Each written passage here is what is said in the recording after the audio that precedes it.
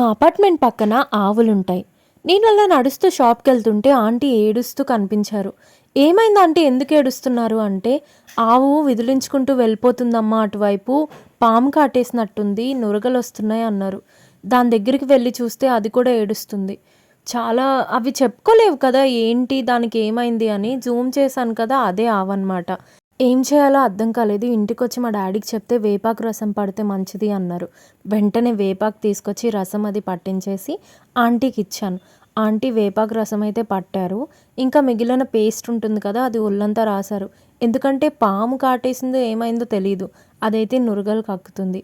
Emergency సిచ్యువేషన్స్లో doctor ఉండకపోవచ్చు, దొరకకపోవచ్చు. So పాము కాటేస్తే వేపాకు రసం పట్టొచ్చు, ఉత్తరేణి ఆకు రసం పట్టొచ్చు, వేడివేడి నీళ్లు కూడా పోయొచ్చంట. సో ఈ వీడియో షేర్ చేసి తెలియని వాళ్ళకి తెలియచేయండి. ఒక విషయం, ఆవిప్పుడు చక్కగా ఉంది. ఉంటా మరి, బాయ్.